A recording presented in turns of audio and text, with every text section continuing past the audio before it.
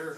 I pledge allegiance to the flag of the United States of America and to the republic for which it stands, one nation, under God, indivisible, with liberty and justice for all. Very good. Welcome everyone to already our last meeting in August, before school starts, Dr. Brown. That's it.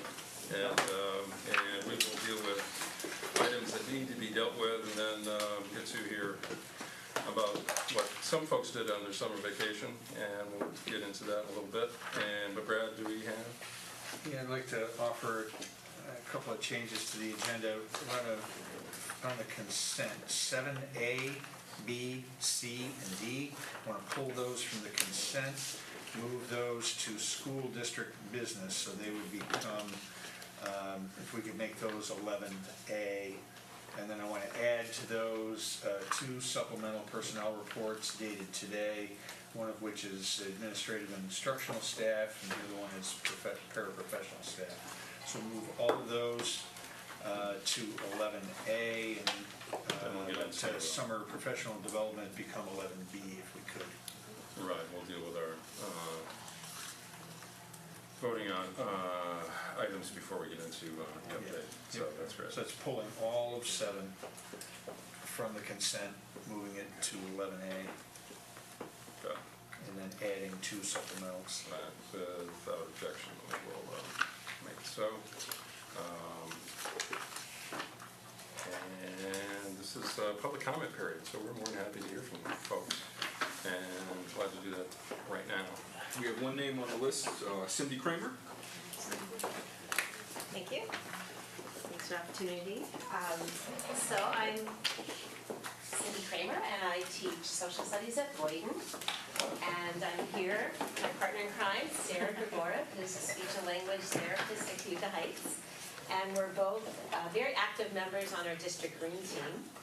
And I prepared just some comments to keep to my 3 minutes. So I just want to first just share with you something maybe you've heard before, is what our mission statement is as the ICSD green team, which is to advocate for the pedagogy and practice of sustainability in all areas of our school district. So we've been an active group for about 8 years, and I think one of the things we have to celebrate is that much of what we've been encouraging, there are aspects that have become institutionalized. Our green team is made up of school representatives, often and usually teachers, sometimes community members and family members, representatives of organizations that we collaborate with as a district and as teachers, and also many of the people here in this room. Thank you for your support. We have many of our administrators who come, and we work as a team together. What sparked our coming tonight is this exhibit that you see behind us. Maybe you've seen around the building. There are 4 sets of images that are around, 2 outside, 2 behind us. And this was one of a recent effort regarding the pedagogy and sort of awareness part of our mission, to bring this work called Running the Numbers by a visual artist, Chris Jordan. I encourage you to check his work out online. We tried to take 4 stages of his art, starting with the first panel on the left, and catch it at 4 stages until you come to the end and the big, hopefully, aha moment. So we're really excited to use this as a way to inform our school community about the waste issue that we all know about, but it sort of raises through a more artistic approach some of what we know is occurring. The exhibit has been already at Ithaca High School, and we heard some interesting stories, including French teacher discussing and talking about it in French, others looking at connections with environmental science. So there were different ways that it sparked conversation. We're going to have it remain here into September until it'll get moved over. We expect to Cuba Heights for a green fair that they hope to have in early October. Most importantly, we hope that this exhibit sparks conversation, and that the images and information will be used by teachers and administrators to create curricular connections. So not only are we interested in our daily practices and how we move our waste, create it, generate it, and conserve it, but also curricular connections and inviting our youth to become agents of social change. So we hope that it sparks them to think about what is going on in our schools.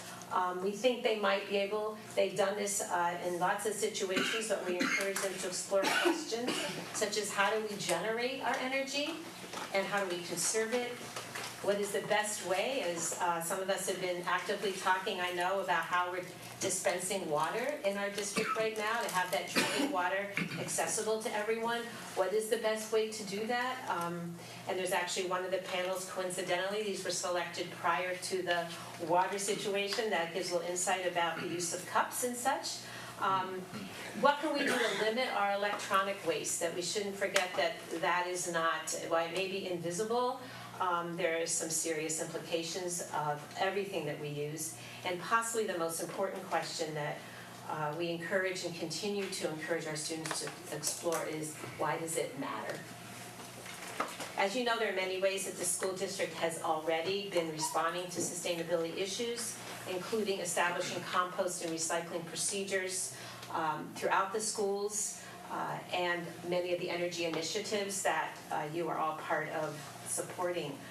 As a result of more than 8 years of composting and recycling, we've diverted thousands, hundreds of thousands of pounds of waste from the landfill to what we'd like to encourage us to think about is that food, waste equals food. And if we can think about that and closing that loop, I think we can come up with some more opportunities to turn our waste into food. Certainly it's not just a waste issue, it's an energy issue, and I think all of us have sort of probably been between enjoying the beautiful sunshine this week and then had times this summer of worry about the water situation. So finding for our children and for ourselves the beauty and the nature, and then at the same time looking critically at what's going on. So we challenge all of us to think about this waste equals food. Across the district, teachers are already designing and have been for years lessons on ecosystems, conservation, and how to address the challenges of a sustainable future. We think that examining these issues and envisioning the future provides a wonderful educational opportunity. We look at that as an opportunity for students to find meaningful learning. I know I'm engaged at my school and with my colleagues a lot about project-based learning, case studies. I think this is one of the many areas where we can be looking to more investigation, critical thinking, source analysis, inquiry, collaborating, and opportunities for school community partnerships. So we invite you to check out this exhibit. We will continue as the ICSD Green Team to support these initiatives and work for a sustainable future for our children. And we thank you for your support. Thank you. Thank you. Anyone else? Sean? Right. No one else on the list. No one else on the list. Anyone else wish to speak right now? If not, we'll move on. And Jennifer, have we done the administration of the oath of office to a certain person who was not here before? We're all set. So let's get that done. At this time, we will administer the oath of office to the Vice President of the Board for the 2016-17 school year. And Dr. Sean Eversley Bradwell was voted in abstention, but overwhelmingly to take on this role. So, Sean, if you will. I can read it from here. You can. I, Sean Eversley Bradwell, do solemnly swear that I will support the Constitution of the United States and the Constitution of the State of New York, and I will faithfully discharge the duties of the Vice President of the Board of Education according to the best of my abilities. Black. Let's do black. Sorry. Oh, I appreciate it. And once you sign, it's official. Congratulations. Thank you.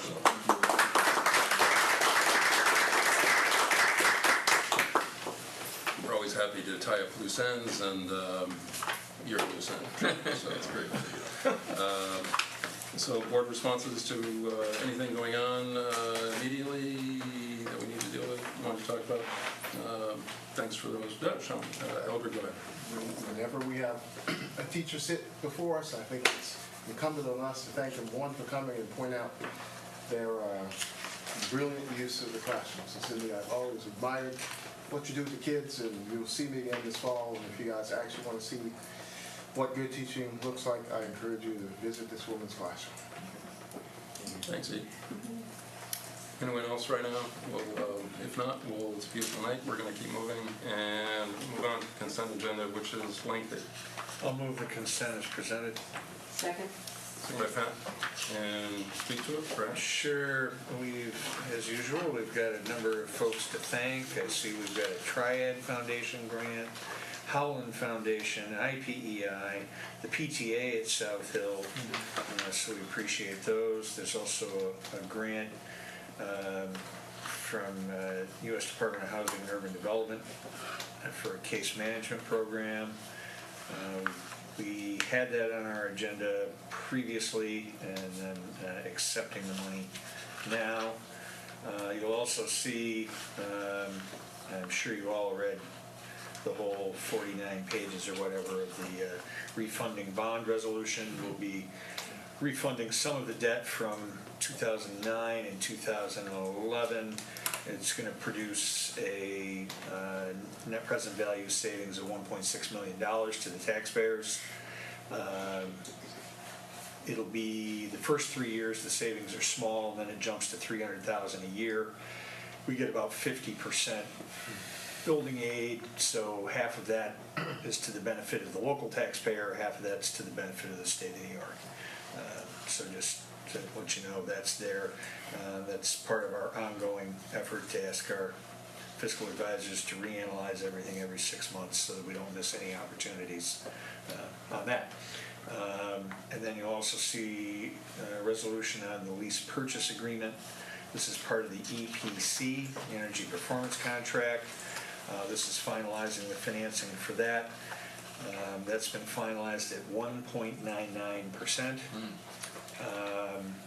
That's below the state's maximum rates, so that all of the interest will be reimbursed as part of the state aid for that. And remember, with the EPC, Train Corporation guarantees that the savings on the energy will be at least the amount of the debt service on the debt. So we'll be saving that much, and I think you've seen some of the stuff going on in buildings this summer. There's more to go, but quite a bit has happened this summer in energy savings throughout the district. This is finalizing the financing on that. So they've already started. They're 65% complete. Wow. Yeah, they've started. Notice anything? Where have I been? Yeah, there's quite a bit going on. But we're not tearing out walls. So Yeah, it's not that you're kind gonna of see them do- things. They've been sealing up outside envelopes of buildings. That's 100% complete, as I understand it. I mean, some of the things, go look at the pool. It now has a cover to retain heat when no one's in the pool, and evaporation. It's got better ventilation, better lighting, and you're going to see lighting in more places throughout the fall. As I understand it, they had trouble getting exactly what they wanted in the way of lighting delivered for the summer. So that'll be done second shift. Right, have they finished the air handling and all that? They have not. You'll see a crane there in the Friday to put a New unit rooftop on the roof. unit on the pool. There are fans there now on the roof, but they're running 24 hours. This will be variable speed fans, more efficient. But you will see a crane there on Friday, I hope, so that yes, the work at the pool will finally be done. But that's the only part of the pool project that's not done? Yeah, right. The lighting's in, the pool cover's on, all of that's there. It's the first major renovation of the pool area, probably, and Yeah, this is a replacement of the heating, the ventilating. so it's going to look different. The lights that did not work that were up there were date from 1960. Yeah, it's very different, very different. To the point of trying to be energy efficient. The EPC does address items in every building in the district. You know, that was obviously one of one of our desires to make that happen, so. And you will see work going on in other buildings on the second shift throughout the fall. So after children have left, there will be some lighting work, lighting replacement, and that sort of thing going on. Trying to think what else was done. Glass at Boynton Boynton. and DeWitt. Just Boynton. Just I think DeWitt's going to be done at the next large vacation. Next large vacation, okay. So next vacation break, some of the glazing at DeWitt will be replaced. What did they replace, 135 windows at Boynton? They were Quite a bit. originally 110, then went to 130, and I think it was 150 when it was all said and done. Okay, so quite a bit, the glazing done there already, so quite a bit's happened this summer. More to come, and now it's, what you're looking at tonight is just completing the financing of that. You'll recall we did some short-term financing near the end of the school year so that Amanda could pay the bills. And now this is completing permanent financing. Sean, go ahead. Just two quick items for folks new to the board. The energy performance contract, we're guaranteed those savings, or the company either takes care of it or writes us a check. And so we thought that going down this path, this was the right way to go, and so we're excited to see what comes up, especially to get $9-point-something million, 9.7 if I'm right, worth of things. And I don't normally have an opportunity to say this, but the refunding of the bond resolution on J seems like it's standard pro forma. It's 27 pages of actual legalese, right? It's more than that in the document. But the reason I'm bringing this up, my time on the finance committee, I'm aware that, if I'm not mistaken, the first time this question was raised, it was raised by Brad and Rob, and our financial advisors had never even entertained the possibility of a school district refinancing their debt. And so we originally told no, and then we went back. I think we're one of the first districts. Nobody does that. No one does that. When Brad asked the question. And I think we're one of the nobody first does districts in New York State to actually do this. And so it seems like it's a small thing, like it's just on the agenda, but there's an example, I think, where we try to do some things differently and actually push the state to follow suit. Now, other schools have done it since, and I've seen, but it's interesting that when we first asked this question 2 years ago, we were told that no one, what do you mean, what are you doing? No one does this. And so it's not only a significant savings, it's a different way of thinking about how we engage with our debt in different ways. So for this one to come up again, I saw it, I really appreciate people keep asking the questions. Thank you. And for fiscal advisors, well, interest rates always went up, so you just, you finance now and you go to the end, and interest rates always go up. The idea that interest rates would go as low well, we've seen it again. Yeah. Interest rates were really low when we initially bonded, and now they're really, really low. Really? So it is just taking advantage of the market. Brad's been really the key, asking the questions and not settling for Yeah, we don't do usual that. answer. Well, this is ethical. We do a lot of things other people don't do.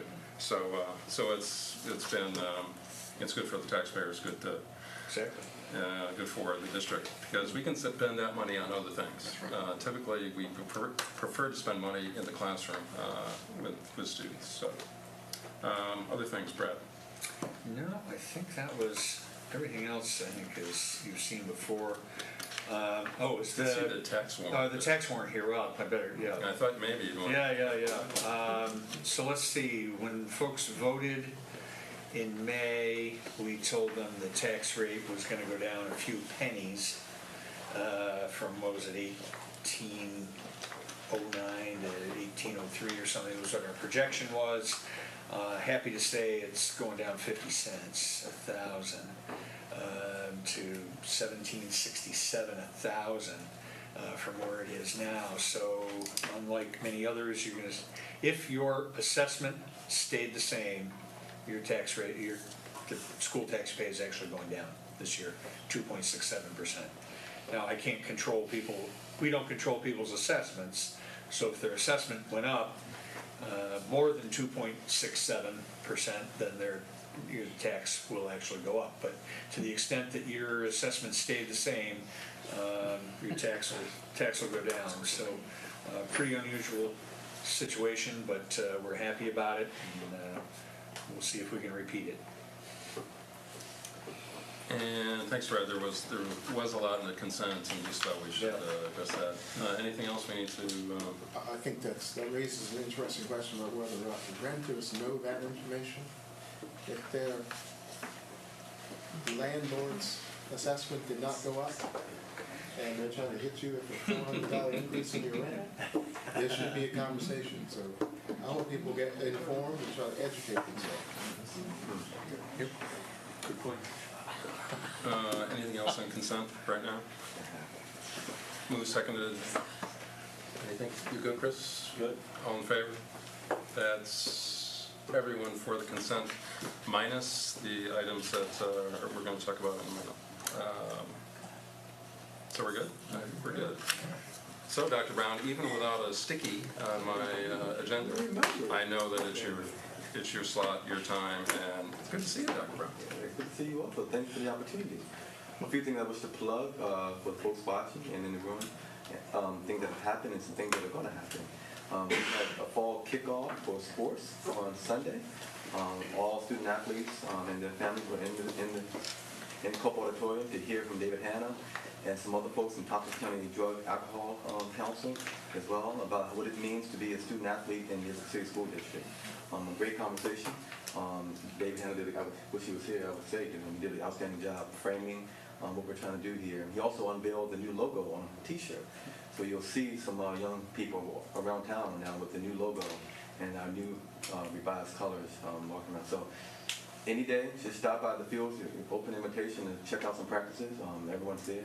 I think there's a scrimmage on Saturday. Football team plays on Saturday at 2. And then I think next Friday is the first home football game. And I think that's the first fall sports to have an official game. So feel free to stop by. Just want to say thank you to the board and all the folks who showed up for last night's summer graduation ceremony. It's been about 5 years now. We've been doing this August graduation ceremony. It was the biggest one yet. And I think I can speak for all of us. It was a feel-good opportunity to celebrate young people and their families for their perseverance and grit and for doing and trusting in the system and the folks and educators in our school district. And finally, I'll say again, September 6th is the convocation. We will start promptly for everyone who's listening or watch on the web at another time, promptly at 8:30. We will kick it off with some student performances. And we have some other surprises in store for everyone. So we're hoping that all board members and community members who have been invited and all of our employees are there on that day. And I think that's it. Thanks, Dr. Brown. Yeah. Parking is at a premium that morning, so Get there early. exactly, Dr. Brown. So thanks, Dr. Brown, and we'll move on to 11A, the items that were moved from the consent to the school district business, and the supplemental. Go ahead. I'll move the administrative and instructional list and its supplemental. Second? Second by Pat, thank you. And HR, basically, so, and I'm looking at supplemental, and we're not going to really speak to it, but we're going to vote to it. So, all in favor? That's Rob, Brad, Eldred, and Pat, and Ann. Those opposed? Those abstaining? Would be Chris, Sean, Nicole, and Moira. And if my math is correct, we do have 9, and we do have 5, and so that did pass. I'll move the paraprofessional list and its supplement as presented. Second? Second by Pat, thank you. All in favor? That's Chris, Rob, Brad, Eldred, Moira, and Pat, and Ann. Those opposed? Those abstaining? That'd be Sean and Nicole. I'll move the substitute and alternative instructor list as presented. Second? Thanks, Pat. All in favor? That is Chris, Sean, Rob, Brad, Eldred, Moira, Pat, and Ann. Those opposed? Those abstaining? Will be Nicole. I'll move the service staff non-instructional substitute list as presented. Second.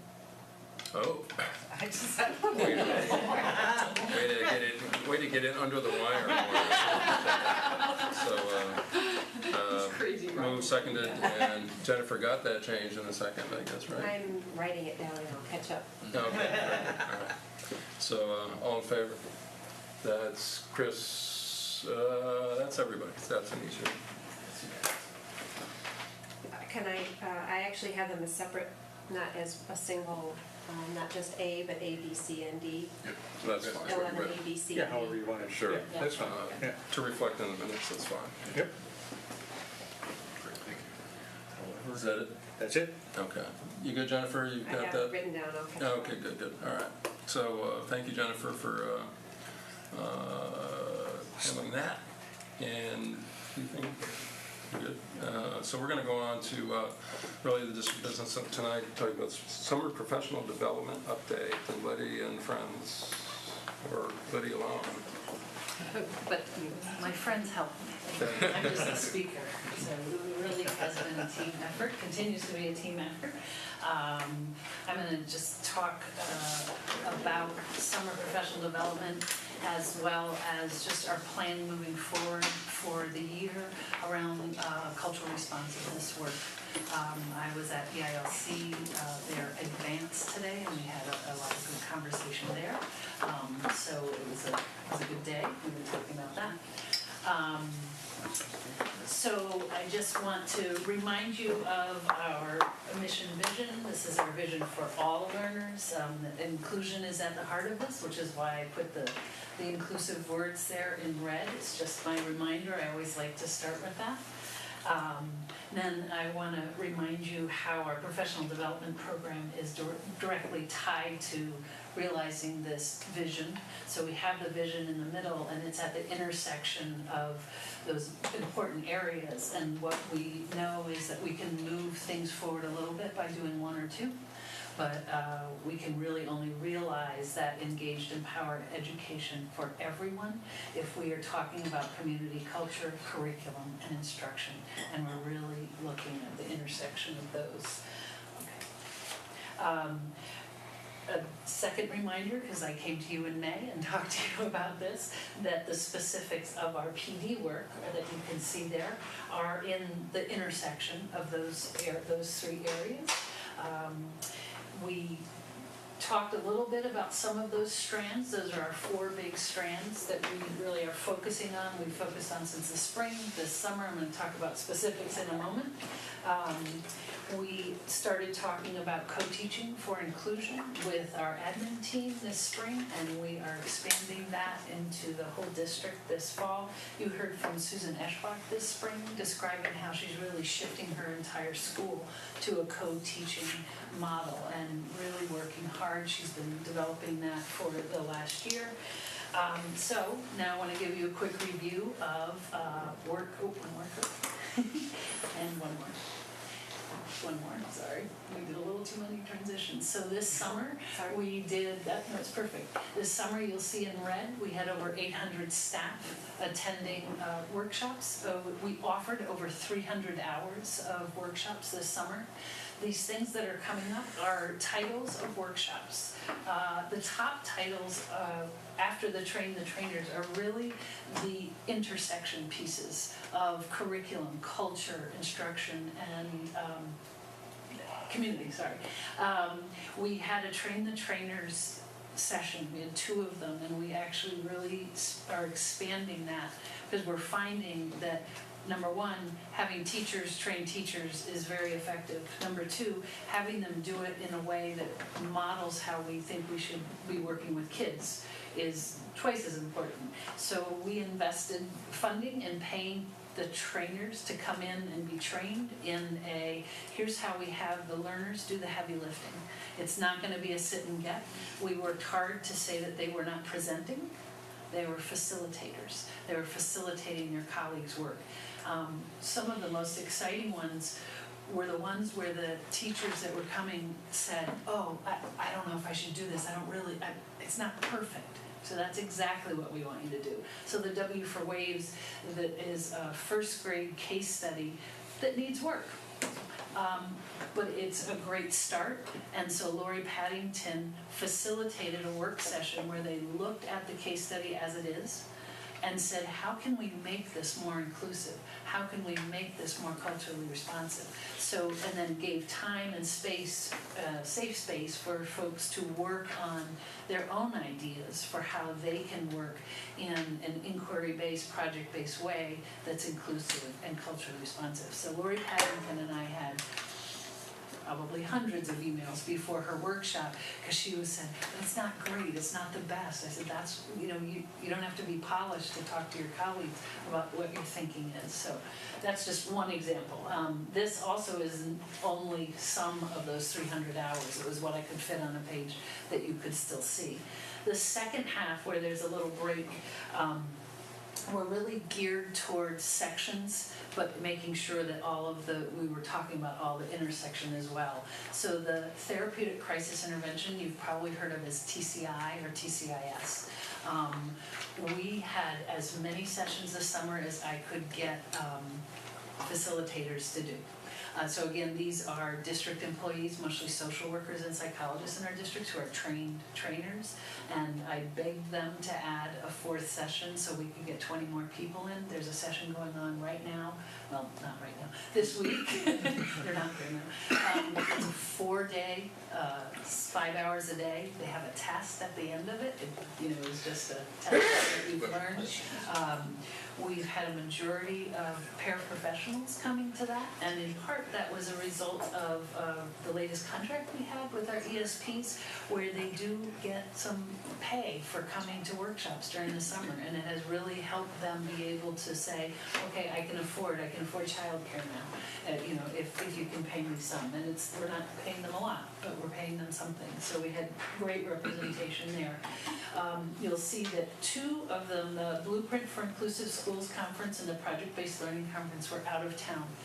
We sent paraprofessionals, teachers, social workers, special ed teachers, administrators to both of these conferences. They were multi-day conferences. People came back energized and excited. There is, as a result of the Blueprint for Inclusive Schools Conference, there's going to be a marriage of co-teachers.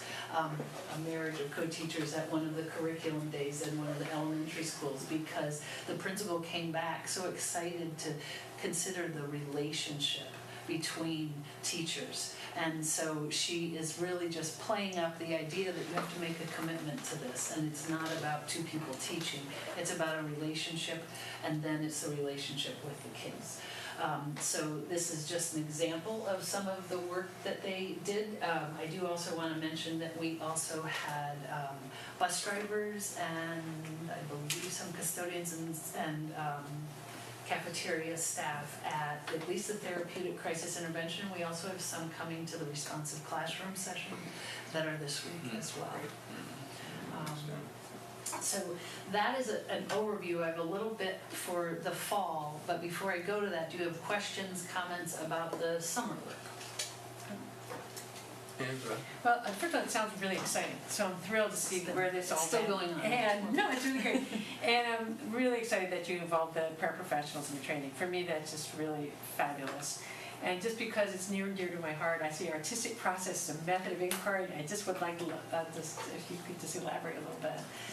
That was actually a secondary art teacher, Carol Spence, gave a workshop, facilitated a workshop on how using the artistic process can be used in any class. So she thought about the process that she uses and then applied it and invited her colleagues to come, and she had colleagues that came.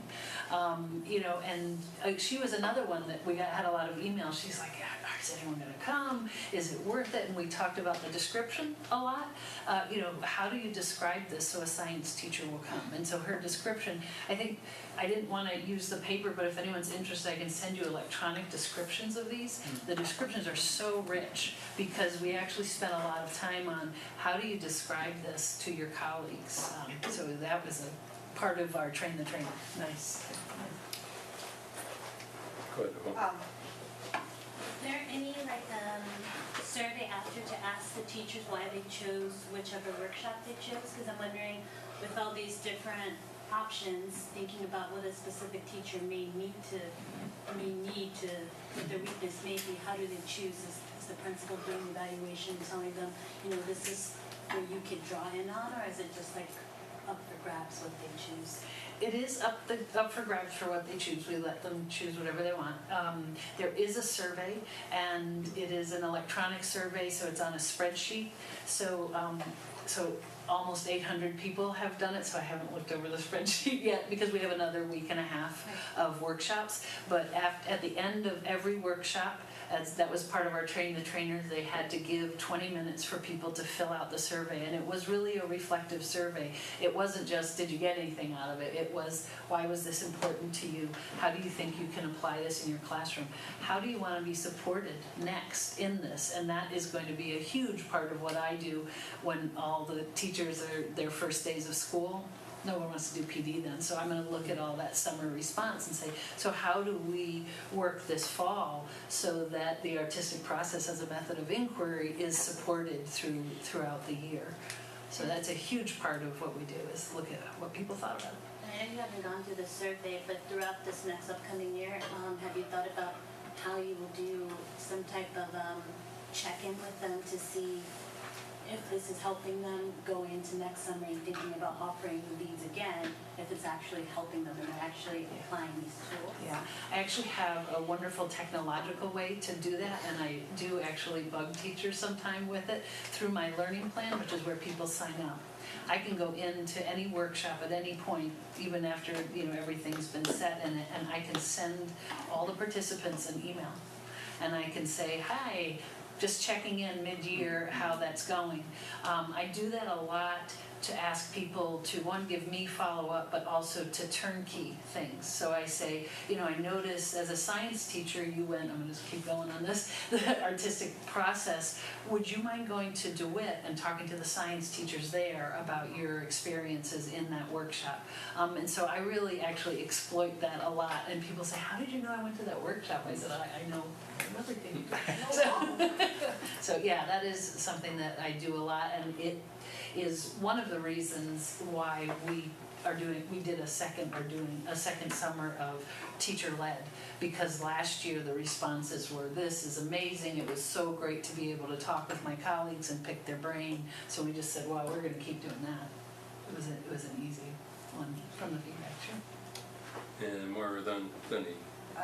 Well, I always love to hear you talk about professional development. I get really excited and wish I were going to some of these things. But in fact, so there are sessions of TCI and Responsive Classroom tomorrow? Yep, so when and where? Yep. TCI, it's actually TCIS. Okay. The trainers always want me to remember. Okay. It's for schools. TCIS is over in the chorus room in Culp from 9 to 3. Yeah, 9 to 3.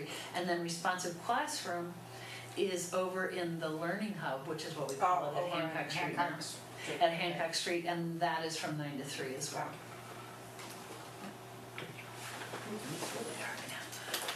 Saving that energy. So last spring, I think, Dr. Brown bought the movie here that created quite buzz. Most likely to succeed. Most likely to succeed, which was primarily based around project-based learning. So I'm curious what the focus of that conference was and how do you think that went? That actually had two strands. It had a teacher strand, which was very specific. It was, how do you make this work? How do you make this work within a middle school schedule? How do you make this work and still have kids do well on state tests? And then there was a leadership strand where building leaders went, and it was, how do you get your school to move towards this? We had a lot of principals go. They are charged up. I will say Jeff Tomasic, when he came back, he was very excited about it. We talked about a lot of ideas. You'll see the second to the last one is curriculum Workdays. That is elementary, where we're getting very specific on case study work, and we have a consultant coming in working about being specific about what case studies are and what they are not. And that was, really going back to the W's for waves. What do we need to work on? How do we make it more inclusive? So Jeff asked if teachers, because they're being like students, could come to the curriculum workday and learn about the specifics that are going on at the elementary school. So we are adding Boynton teachers in to this elementary work. I talked with the consultant, she said, yeah, case study is just a name for project-based learning. Of course they can come. So that's been very exciting. You mentioned a few times, Liddy, you did send some staff to conferences. And you just mentioned the consultants. As opposed to years past when consultants would do most of it and come in and, perhaps be effective, but we knew they were expensive. But for most of the workshops, they are led by. Yeah, 99% of them were led by teachers. The only ones that are not are the two we sent people out to. Right. And then the curriculum workdays, we have Cheryl Dauberton, who's been in the district before, and she's only leading the 2 hours in the morning. In the afternoon, principals working with myself, Lynn Vandewert, Caitlin Brum, and Jen Wilkie are planning the whole rest of the day. So what Cheryl is doing is giving a common, here's what we mean and here's where we're headed. And then each school is working, and we've been planning with the principals. So what does that look like at Bell Sherman? What does that look like at Caroline? And so it's not even the whole day. I wouldn't even let it work for the whole day. For folks that are watching or will look at this in the future, it really has seen the model change and how much more highly effective it is for our group, our team, to dig into it and lead a workshop, for our peers or their peers, and just really how much more really effective at the classroom level that is than in years past when, PD, we've been struggling for years how best to deliver it. Yes. How best to involve all our staff, custodians, bus drivers, etc. But still, it's what's the product of what am I really getting benefit out of that workshop? So it really sounds like you've hit on a model that's. Yeah, it's really been a team effort, and that team now really includes our teachers. It's not just people at the district level planning. In fact, I didn't plan any Right, of you in the past, these high-priced superintendents, that look for something to do in the summer, come in and do a workshop, right, Dr. Brown, right, and then go away. I mean, this really embeds it throughout the year.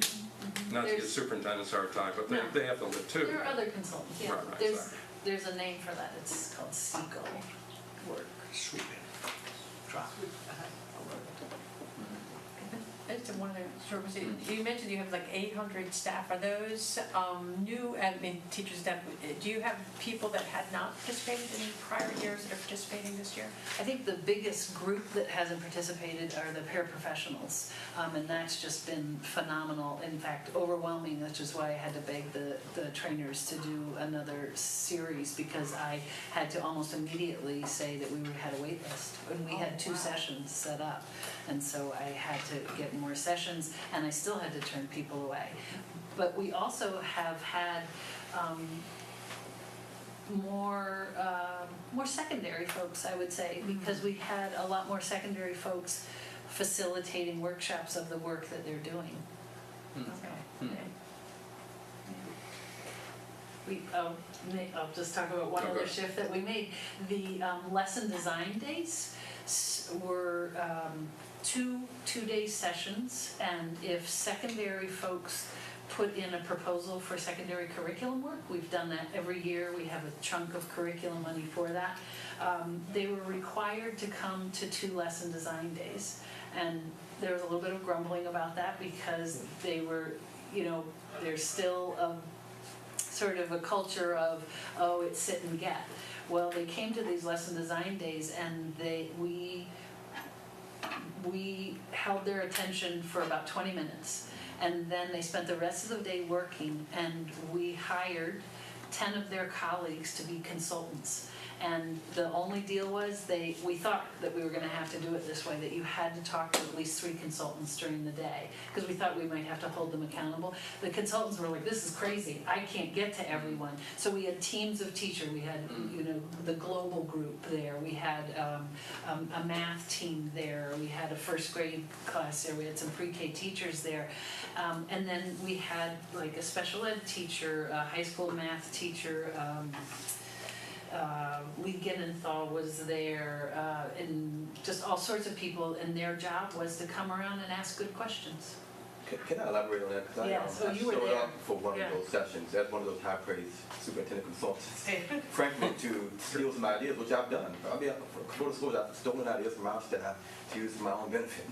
But I showed up on this day, and for 10 minutes, Lynn was a facilitator.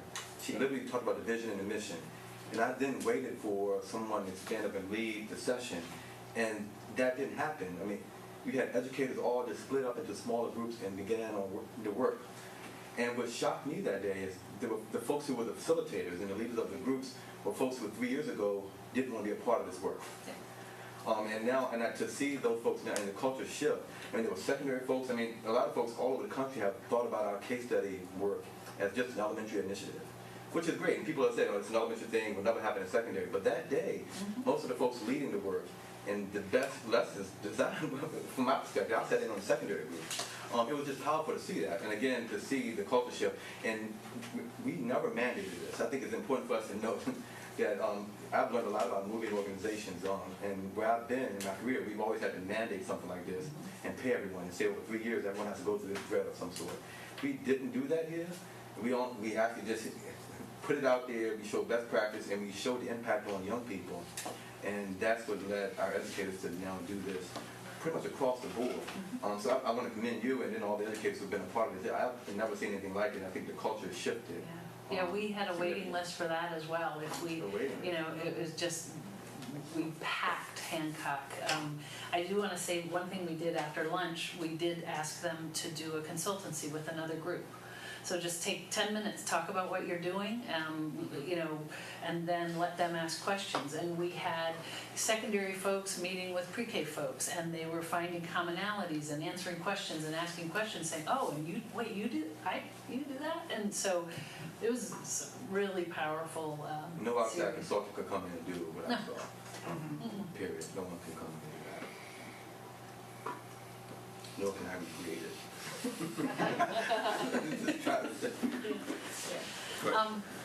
I just want to reinforce that Doc said that last point. So I didn't have a chance to come to any of the workshops, but I know I've been saying for years that we have some of the smartest folks in our own community, and it's always disappointing to me that we constantly hired outside folks that I couldn't then contact the next week or the next day or whatever it may be, or it took them a while to get back to me. So to be using our own folks and our own sort of talent in that way makes much more sense, because I can call you right the next day and have additional conversations. So I think that model, as long as it's sustainable and our folks get them out of it, for me, it's a far better model. We have far too many outstanding educators here not to be using their expertise. Yeah. So thank you for that. Sure. I participated in one. Was that Hancock Street? Oh, yes, you came to that day. Yeah. That That was our first round of the lesson was design. pretty amazing. Yeah. What were you calling? Were you calling them coaches then? We were calling them consultants. Consultants. Yeah. It's a better word. It's pretty cool. Right? Well, and I have to say, so we had some teachers that I reached out to, and they said, you want me to come and do that? And I'm like, I think you'd be great at this, and so, high school math teacher, what? Why am I? I'm like, you've got it, So in terms of this that you've done for the summer, what are your thoughts for continuing on during the year with some of these? Well, the things that are continuing through the year are going to be as a result of really the second half. So the TCI, we're going to continue offering through the year. It's a little bit harder, which is why I gave preference to paraprofessionals, because it is much harder to have them come out of a school than a teacher. You can get a sub for a teacher. It's very hard to get a sub for a paraprofessional, and one that can do their job. As a teacher, I can say that humbly, if you're a one-to-one aide, We can't get you out of there. So we're trying to be creative and figure out, because they're 4 full days, we're trying to figure out a way to do that. Also, our trainers are in the district, so that means the social worker's out. So we're considering weekend work. So we're working on that. Responsive Classroom is a class that we will have follow-ups during the year. I specifically asked and invited and paid second-year teachers to come to the Responsive Classroom. It's a part of our mentoring program, so as second-year teachers, they're doing this Responsive Classroom. The Responsive Classroom approach has other single-day workshops, and we're going to continue that through the year, really focusing on second-year teachers, but there's a lot of other people that came. We're going to continue the inclusive schools work really through a co-teaching cooperative as an extension of work that we've been doing with BOCES.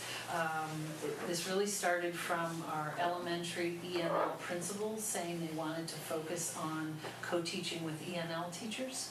And we've expanded it. We realize that's we need to support anyone that's doing co-teaching. The curriculum work days are again expanding to middle and high school. We've gotten too big to gather folks together at a district level. And so we're doing building based, and Jen Wilkie is working on a master schedule where we have release time at every school for anyone that's doing the curriculum work to do some co-planning time. And then the Next Generation Science Standards is really a part of many of those. That was come and learn what the standards are so that you can implement those, but we will put those into that. So that's a lot of what we're continuing this fall. I also have a couple of slides about work this fall with cultural competency. I don't know if you want that now, if you'd like me to come back. Well, Lydia, you're here. You're here. Make wise use of your time. School's starting, So I'm just, as this is just as a little review, and I made the 8 power practices a little bit bigger. We talked about those in the spring. Okay. So you can click, and one more. And go on. Yeah. So these are the 8 power practices, and in front of you, you have just a 1-pager, and these are our 8 strands that we are going to be focusing on as we facilitate growth for all our colleagues in ICSD through a lens of cultural responsiveness. On this handout, you'll see, and it's linear, and it feels limiting on the handout, but what we have made a decision, and I say we because it's been the whole team working on this year at a district level, we're going to have a focus and a kickoff on engaging with families. So it is not to say that we are not working on all 8 practices, but at a district level, that's a focus for us. And I want to give an analogy that Amanda shared with me. It's whisper and shout. So we have been working on all 8 of these last spring. This summer they are part of the Danielson rubric, and it's really from a whisper approach. We've not necessarily said, and this will help you with engaging with families, but it's been a part of things. Now we're shouting it. It's going to be explicit. It's going to be very clear. These are practices to help you engage with families. These are practices that establish a culture for learning. We are kicking this off at our October 21st PLC Day, which is on a Friday. We are focusing on engaging families through a lens of cultural responsiveness. For people that really know the Danielson really well, the actual wording in the Danielson is communicating with families. We made a decision as an exec team actually this morning. We said, this is crazy. What we mean is engaging with families, so we changed it. I don't think Charlotte Danielson will know.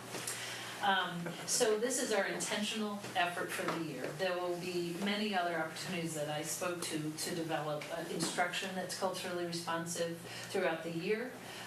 Next year, our district focus will be, and you see this on the one pager, creating an environment of respect and rapport. But again, it's not that we're not working on that, but at a district level, our capacity to really focus is this year on the engaging families, excuse me. One thing I do want to say about this is we are having a culturally responsive focus for all our admin team meetings this year. So that's just what we're doing. If there is other business to be done, if we need to work on a budget piece, we're going to have either a separate committee or a separate meeting. We're very committed to all of our admin team meetings, where we meet once a month, are really focused on cultural responsiveness. Barry Durfel is going to do the first 2 meetings where he is going to focus, and I want to say it right for him, on I didn't write it down, on family engagement. He has another word for it, and I wanted to say it for him. Sorry, Barry. So that is a focus for our meetings this year. We are also going to have text-based studies around different areas of the 8 power practices relating to cultural responsiveness. We also are having a inclusive and culturally responsive council that's starting this fall. We had over 50 people say they were interested in that, and that is just actually polling teachers. I haven't even asked for representatives from bus drivers, custodians, and the other areas. I'm going to narrow it down to a group that will fit in a room, and this council is going to really advise on what the specifics should be within the text-based studies, within the basics with the admin training, what we offer for teachers. So we're really going to be calling on that council to give a lot of input of where we go next in those areas. We have a full-time E&L coordinator this year, English as a New Language coordinator. She is an E&L teacher in the district. So again, speaking to our own folks can teach us the best. We hired internally. A large portion of her job is professional development and helping people understand how to access the cultural backgrounds of students and understand and appreciate, hear them and validate them, and use that to create integrated lessons. So there's a lot more, but that's sort of the overview of that. And so it's just outlined on the sheet. Yeah. That all sounds amazing, and I'm just wondering, how are you preparing teachers and staff for this huge transition? Because for our teachers and staff, it might seem like a lot. And in terms of the buzzwords of diversity and culture, how are we as a district laying out the definitions for what those words mean? Because I think it's sometimes assumed that teachers know what those words mean. I've sat on a million interview committees, and you throw out diversity, equity, inclusion, and you have 40, 50-year-old people that are like frozen and they don't know what those terms mean. And I'm just wondering, how are we making the connection of why our teachers and staff need to know this? I think the why is the most important. So I'm wondering with the kickoff event, if that's going to be the center of that event. Yeah, I think one of the kickoff of the kickoff is going to be keynote speakers, we think. We're not sure if we're going to have one or a couple, and it's really speaking to the why. Why is this important? Why do we need to learn what those words mean? Why do we need to be more culturally responsive? Why do we need to engage families? And then the breakouts of that day are going to be from the basics. What does bias mean? What does white privilege mean? What are microaggressions? What are courageous conversations? And that's just the kickoff. And then we're going to be offering those as workshops as well. Our focus also is on administrators. I'm going to give an analogy of and you'll see where I'm going with this, we did 4 sessions this year at the admin team on co-teaching. We got a little bit of pushback from some of the administrators, as well, I know about co-teaching, you haven't been doing we know about, we considered after the first session to differentiate that, and we said, oh, well, maybe, but we decided not to, and we had everyone be a part of common definitions, common understanding what it looks like, and at the end of it, the pushback, people were like, wow, I'm really glad we all got this straight. So as administrators, part of that is going to be what I'm calling the basics. That list that I just gave you, what do those mean? What do they look like? What shouldn't they look like? How do we work on them? And then supporting administrators in bringing that into their schools so that the schools are sharing those common definitions and the reality of that. Now, we also know it's not as simple as definitions. We need to have the really hard conversations, and we're going slowly on purpose because we're not gonna push and blame. We're going to talk about where we all are. Part of this, and you'll see on the bottom of the sheet, the Arlington Cultural Competency Curriculum Structure is something I found months ago. I've been sharing with the EILC, and the 3 steps really are, the awareness, where are we? We're going to ask everyone in the district, we're not quite sure how, to take a self-assessment, a private self-assessment of, cultural responsiveness, cultural bias, belief systems, and then we're going to work to increase knowledge. And then we're going to work on transferring that to instruction. And it's going to be slow. It's going to take a couple of years, but we're very aware that we have to have common basic understanding. Just one last thing, with Yeah. the engaging families, have you thought about maybe Barry Durful co-fulfilling that with like parents in terms of like teachers being able to hear from parents themselves, like the interaction, how it feels being in parent-teacher conferences and being talked at. So it's one thing to hear from like this outside source that's talking down to you, and it's another to actually hear from a parent, like how you make me feel when I come in to see you or speak to you 2 or 3 times. Yeah, Barry's just coming to the admin team for 2 sessions. On that October 21st day, it's going to be just a couple weeks before all our elementary schools have their parent-teacher conferences, and that's going to be a big push. How do teachers facilitate a useful, respectful, meaningful, culturally responsive session with families? And so that's going to be a lot of the focus, not just at that kickoff day, but also in schools, because I feel very strongly we can't let another year go by where we have many parent-teacher conferences that are either not attended or are felt like you're being told how your child is. So that's a big focus. We're very aware that it's very close to when the elementary parent-teacher conferences are coming. Anything else, Lydia? Are you good? I've got it. I'm done. No, it's always great to hear from you, Lydia. Anything else? Go ahead. Who's our new EML coordinator again? Emily Ufford. Yeah, I think we're probably already going to put this one in. No. I thought it was that, but I wasn't sure. And Dr. Brown, I apologize for the microaggressions that I said. It's Do they qualify as mines? I came to get you called the macro. Wait, Rob's exclusively, or?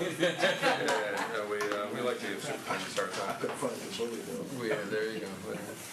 We don't like to give principals a hard time. Principal Bryman, it's great to see you. Do you have anything to share with us? Are you I just came because of the Triad grant. I was excited that our school has secured funding to continue coding, and then to also pilot Makerspace. Makerspace after school, but to look at our library and to look at using it in different ways. So I came if there are any questions. Okay. Well, are there any questions? But it's good to see you. Thanks. So you do know it's summertime. You're all dressed up. I'm confused. Yeah, I know. I don't come a lot. So for the folks who don't know what Makerspace is, Sure, it's it's a place to create, to innovate. So we reached out to OCM BOCES, to a librarian who's created other makerspaces in the Syracuse area. We also got the idea from talking to one of the librarians at Fall Creek as well. And what it is we're creating a space where we'll have a 3D printer, we'll have interlocking electrical circuits, snap circuits with Arduino software, and it'll be a place, and then there'll be some non-tech items too, but it'll be a place for students to build in teams and to explore. Quite honestly, we're going to pull teachers and students and help to set some goals for the space. Yeah, and the goal would be to move it not just after school, but during the school day. Yeah. Thank you. Yeah. So did the grant cover the 3D printer? It did. It did. And It's not the training- most. What's that? Go ahead. And how are you going to learn to use it? Like, did it also cover like training on using it? Not trial and error, just error. I'm good. That's good. manual, yeah. I think we're going to experiment with it. I think we're going to plug it in and call try to code figure red. out.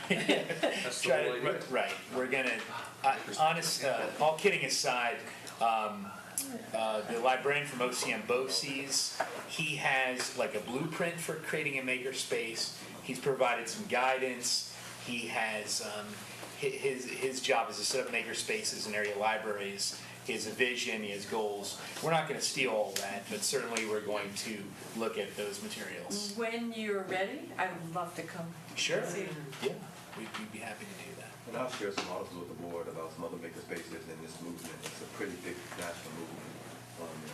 I'm happy to see that we're taking. Our librarian went to a training at BOCES that talked about turning your library into a makerspace, and she was excited about the increase in book circulation and the amount of reading that would happen by transforming the space. Great. Stan? Thanks, Stan. Yeah, thanks. No, it's great to see. Outstanding principal at Belcher, and it's ready for another year, it sounds like. Anything else for the good of the group? There's a list of meeting dates, etc. I think we talked about that a little bit. Committee meetings are basically on Tuesdays, which is very good. That gives me an opportunity to slide in and sit in our meetings, because I know when they're going to be, and that's so great. It's always an outstanding thing. And for the public as well. Committee meetings, for the most part, are going to be within that 5:30 to 8:30 on Tuesdays. It's really Tuesdays here in the board building, or we'll be out and about in the district. But look for that on the websites. But we do really encourage folks to come to committee meetings. That's where the work gets done, and that's really an opportunity to hear from the community one more time as we go through our process of doing what we do and policies and all that stuff. And it's always great when we can have community input at those meetings. So Tuesday nights, really block that out. It's going to be an easy way to know when does the board meet in committees, not just when we're here as a group in total. So that we're going to do that this year, and hopefully that's a model that will work going forward. So Tuesdays is Board of Education days in the district, and and that's going to be reflected in the in all the Tuesdays that is listed here for policy and everything else, and HR, etc. So anything else we need to talk about? Anyone? Bueller? Where with you, all right? Thank you. Yeah. I'm gonna move it. Nice. Without,